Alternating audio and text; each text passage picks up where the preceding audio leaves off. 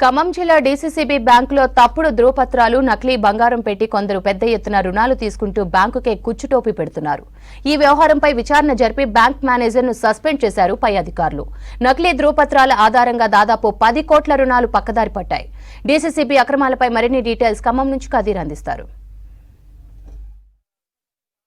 ఉన్న డీసీసీబీ బ్యాంకుల్లో అక్రమాలు చోటు చేసుకుంటూనే ఉన్నాయి. గత 4 ఏళ్లుగా చూసుకున్నట్లయితే డీసీసీబీ బ్యాంకుల్లో జరుగుతున్న అక్రమాలు అన్ని కావు. దాదాపు కోట్ల రూపాయల ధనం, ప్రజాధనం అనేది వృధాగా పోతూ ఉంది. అనేక మంది నకిలీ ధృవీకరణ పత్రాలు, నకిలీ మార్టిగేజ్లు పెట్టి, దాంతోపాటుగా నకిలీ బంగారాన్ని పెట్టి కూడా ఈరోజు నగదు దోచుకుంటున్న పరిస్థితి. అనేక మంది రైతులకు సంబంధించిన ఖాతాల ద్వారా ఇలాంటి నగదును పొందుతున్నారు. అప్పుల రూపంలో పొందుతున్న వాటిని కూడా ఈరోజు ఎగ్గొట్టే పరిస్థితి కనిపిస్తూ ఉంది. ప్రత్యేకించి చూసుకున్నట్లయితే ఖమ్మం నగరంలో ఇలాంటి మోసం అనేది ఎక్కువగా జరుగుతున్నట్టు తెలుస్తోంది. ప్రస్తుతానికి చూస్తే నకిలీ దందా అనేది ఎక్కువగా జరుగుతూ ఉంది. జిల్లా కేంద్ర సహకార బ్యాంకు నకిలీ దందాలకు ఓ కేర్ ఆఫ్ అడ్రస్గా మారింది. తప్పుడు ధృవపత్రాలు, నకిలీ బంగారంతో కొందరు పెద్ద ఎత్తున రుణాలు తీసుకుంటూ బ్యాంకుకే కుచ్చుటోపీ పెడుతున్న పరిస్థితి ఉంది. అయితే ప్రధానంగా రైతుల ప్రయోజనాల కోసం ఏర్పడిన బ్యాంకు ప్రజా అవసరాలకు ఉపయోగపడేలా కార్యకలాపాలు నిర్వహిస్తూ ఉంది. బ్యాంకు ఆర్థిక స్థాయి పెంచేందుకు అనేక రకాల రుణాలను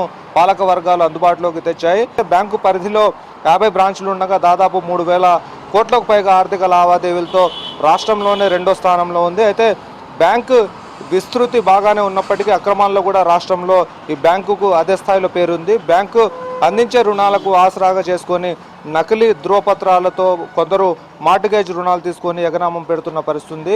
అయితే అనేక ఘటనలు వెలుగు చూస్తున్నప్పటికీ దీనిపైన చర్యలు లేకుండా ఉన్నాయి. తాజాగా నకిలీ బంగారం పెట్టి రుణాలు తీసుకున్న విషయం బయటపడింది. ఇలా నకిలీ ధృవపత్రాలు, నకిలీ బంగారం తాకట్టుతో కోట్ల రూపాయలు కొల్లగొడుతున్నారు. అయితే ఈ వ్యవహారాలన్నీ బ్యాంకు అధికారుల, ఉద్యోగుల కనుసన్నల్లోనే జరుగుతున్నట్టుగా ఆరోపణలు కూడా వినిపిస్తున్న పరిస్థితి.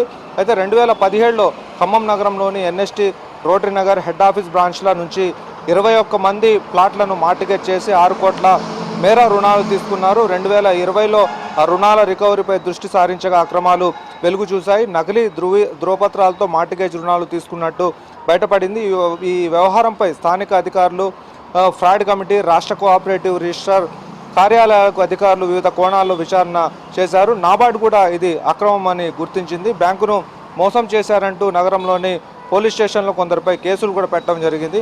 1 గ్రామ్ గోల్డ్ తరహాలో కడియాలు, ఇతర వస్తువులపై కొంతమేర బంగారాన్ని పూత పూయించి స్వచ్ఛమైన బంగారంగా నమ్మబలికి రుణాలు పొందారు. అయితే బంగారం ఆభరణాలు తాకట్టు పెడితే అప్రైజర్లు పరిశీలించాలి, అబ్జర్వర్లు, కానీ వారు ధృవీకరించిన తర్వాతనే రుణాలు ఇవ్వాల్సి ఉంటుంది. కాగా రుణం ఇచ్చిన తర్వాత ఈ బంగారం నకిలీదని బ్యాంకు వర్గాలు గుర్తించాయి. ఇంకా ఇతర వాణిజ్య బ్యాంకుల్లోని నకిలీ బంగారం తాకట్టు పెట్టి రుణాలు తీసుకున్నారనే చర్చ జరుగుతుంది. ఈ వాణిజ్య బ్యాంకుల ఆధారంగా ఏ విధంగా జరిగిందనేది ఇంకా తెలియాల్సి ఉంది. దీని ప్యూరిటీ చెక్ చేయాల్సిన అధికారులు, అదేవిధంగా బ్యాంకు సిబ్బంది దీంట్లో ఎందుకు నిర్లక్ష్యం వహించారు? ఇది ప్రజాధనంగా ఉంది, రైతుల ధనంగా ఉంది. రైతులు ఎంతో ఆశతో, గంపెడు ఆశలతో ఈ బ్యాంకును కొనసాగిస్తూ ఉన్నారు. ఈ నేపథ్యంలో ఇలాంటి అవకతవకలు, అక్రమాలు జరగడం పైన సర్వత్రా అభ్యంతరాలు వ్యక్తమవుతున్నాయి. ఇప్పటికైనా సరే డీసీసీబీ పైన విచారణ జరిపినట్లయితే మొత్తం అంశం బయటకు వచ్చే అవకాశం కనిపిస్తూ ఉంది.